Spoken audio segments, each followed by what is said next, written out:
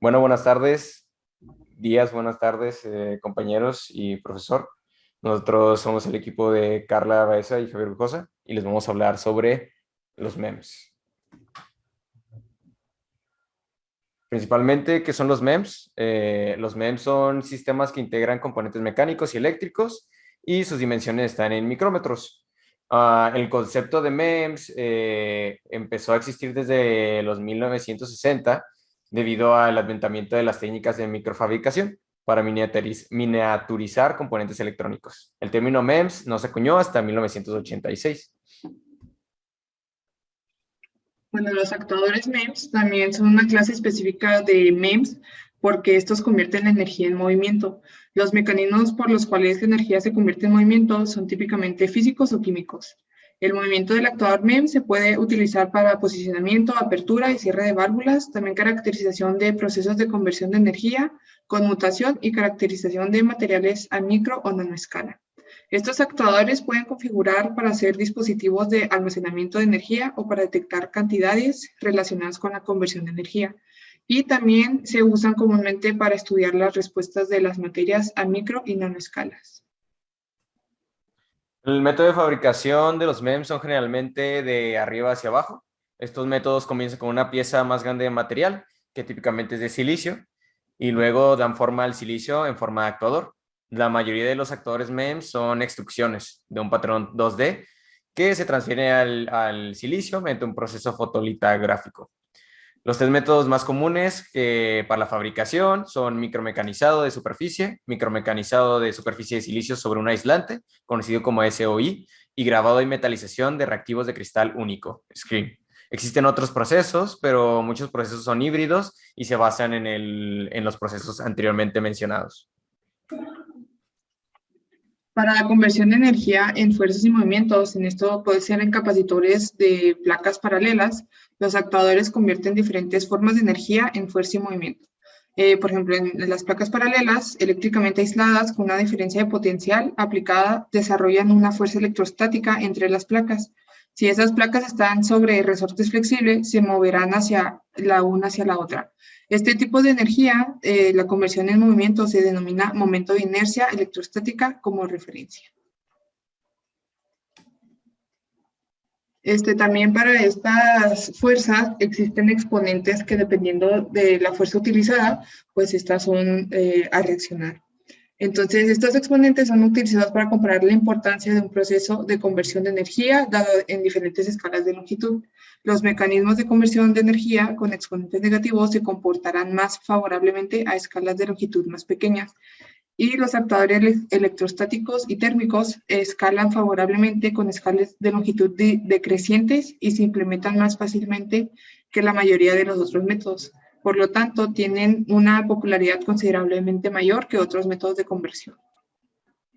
Ahora pasaremos a los métodos de conversión. Uno de los más utilizados es el método de conversión en peine. Otro también de estos métodos es el de las placas paralelas. Los condensadores de peine son conjuntos de dedos interdigitados. Un lado de la matriz está unido rígidamente al sustrato, mientras que el otro puede moverse a través de una estructura de flexión. Los impulsores de condensadores de peine suelen tener cientos o miles de peine para generar la fuerza deseada.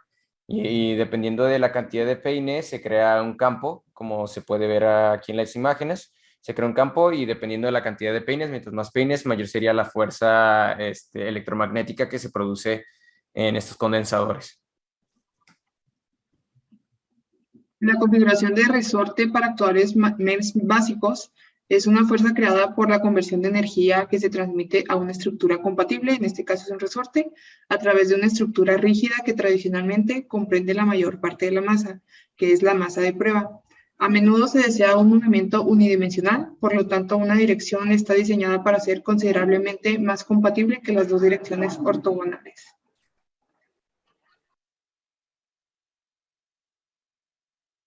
También hay un análisis de una flexión de viga plegada, en la que es una variación de la configuración de viga guiada fija. Debido a que las vigas están plegadas, esta estructura experimenta menos estiramiento axial que la estructura de guía fija.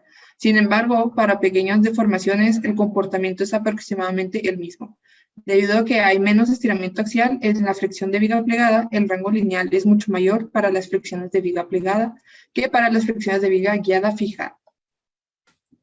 Y para concluir, hablaremos un poco de los métodos de medición de movimiento. Para la cuantificación de movimiento, se han propuesto muchos esquemas diferentes para esto. Los tipos más comunes incluyen medir capacitancia, resistencia o interpretar una señal óptica. Las mediciones de capacitancia son especialmente comunes cuando el método de actuación también es por capacitores. Al utilizar un voltaje de alta frecuencia, se puede medir la impedancia en los capacitores. La piezoresistencia también es otro método común debido a la facilidad de la medición. Las limitaciones de las mediciones de capacitancia o piezoresistencia incluyen la sensibilidad del instrumento y la capacidad de aislar el actuador del ruido.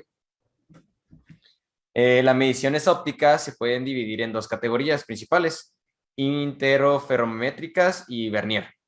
Las técnicas interferométricas pueden realizar mediciones de desplazamientos muy sensibles y, según la técnica, pueden verse limitados únicamente por las vibraciones térmicas. Un vernier es un método simple y se puede cofabricar en el dispositivo.